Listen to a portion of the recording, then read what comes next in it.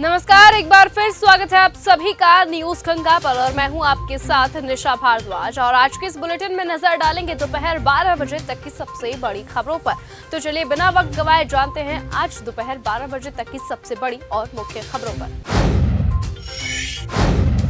आरएसपुरा में बीएसएफ ने एक घुसपैठिए को मार गिराया। जम्मू कश्मीर के आरएसपुरा में घुसपैठिए की कोशिश नाकाम कर दी गई है। बीएसएफ ने देर रात एक घुसपैठिए को मार गिराया है। रात को संदिग्ध गतिविधि देखे जाने के बाद से बीएसएफ की तरफ से कार्यवाही की गई है।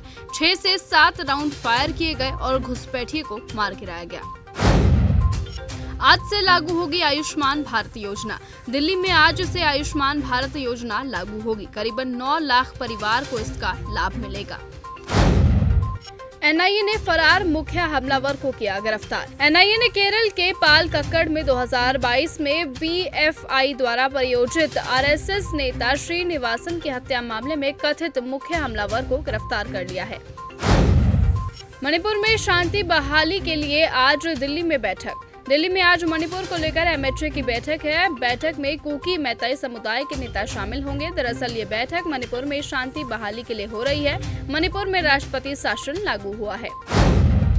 राहुल गांधी कृपया तेलंगाना में हमारे जंगलों को काटना बंद करें। भाजपा नेता तजिंदर बग्गा द्वारा राष्ट्रीय राजधानी में कई स्थानों पर लगाए गए होर्डिंग्स देखे जा सकते हैं, जिन पर नारा लिखा है, राहुल गांधी कृपया तेलंगाना में हमारे जंगलों को काटना बंद करें। यह हैदराबाद विश्वविद्यालय से सटे कांचा गाची बोबली गांव में हरित क्षेत्र को साफ करने के मुद्दे से संबंधित है। 3 अप्रैल को सुप्रीम कोर्ट ने तेलंगाना को कांचा गाची बोबली में 400 एकड़ वन भूमि में पेड़ों की कटाई न करने का आदेश दिया है। असम में एक और भगवा लहर। असम के सीएम हिमंत बिस्वा शर्मा ने ट्वीट किया, असम में एक और भगवा लहर। राभा हसोंग स्वास्थ्य परिषद के लोगों के प्रति हमारा हार्दिक आभार, जिन्होंने एकजुट होकर पीएम मोदी जी की कल्याणकारी नीतियों, खासकर स्वदेशी समुदाय के लोगों का समर्थन किया। एनडीए ने 36-33 सीटें जीती हैं। सुप्रीम कोर्ट जाने के अलावा कोई विकल्प नहीं बचता। कांग्रेस सांसद मोहम्मद जावेद और एआईएमआईएम प्रमुख असदुद्दीन ओवैसी द्वारा वक्फ संशोधन बिल 2025 को चुनौती देने के लिए सुप्रीम कोर्ट जाने पर पूर्णिया से निर्दलीय सांसद पप्पू यादव ने कहा, सुप्रीम कोर्ट संविधान को परिभाषित करता है और संविधान से ऊपर कुछ भी नहीं है। जब सड़कें खाली हो जाती है और सदन बहरा और गूंजा होता है तो सुप्रीम कोर्ट के अलावा कोई विकल्प नहीं बचता। जब आप संविधान का उल्लंघन करते हैं तो कोई भी सुप्रीम कोर्ट जा सकता है। वक्फ बिल बीजेपी की नापाक साजिश का हिस्सा। वक्फ संशोधन विधेयक पर जम्मू कश्मीर कांग्रेस अध्यक्ष तारिक मोहम्मद कर्रा ने कहा कि पूरा जम्मू कश्मीर वक्फ संशोधन विधेयक की निंदा करता है। ये भाजपा की नापाक साजिश का एक हिस्सा है। वो मुसलमानों के बीच भी फूट डालना चाहते हैं। उनके इरादे बहुत नापाक है। मुस्लिम बर्डों में गैर मुस्लिम समुदाय को शामिल किया जा रहा है। क्या मुसलमान अपनी संपत्तियों की देखभाल नहीं कर सकते? ये विधेयक पूरी तरह से मुसलमानों के खिलाफ है।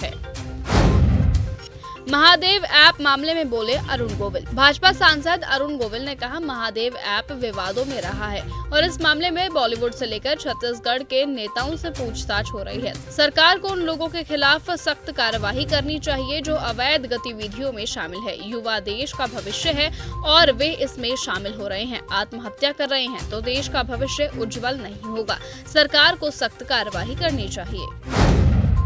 सैफ पर हमले के केस में आरोपी की जमानत याचिका खारिज। अभिनेता सैफ अली खान पर हमले के मामले में गिरफ्तार आरोपी मोहम्मद शरीफुल इस्लाम शहजाद के जमानत अर्जी को कोर्ट ने खारिज कर दिया है।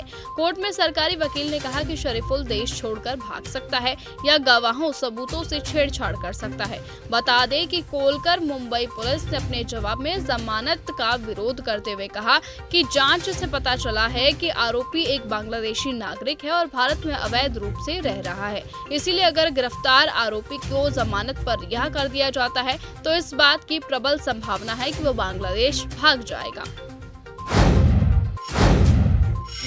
तो फिलहाल आज के इस बुलेटिन में इतना ही। देश और दुनिया की तमाम बड़ी खबरों और लेटेस्ट अपडेट्स के लिए बने रहें और देखते रहें चैनल न्यूज गंगा।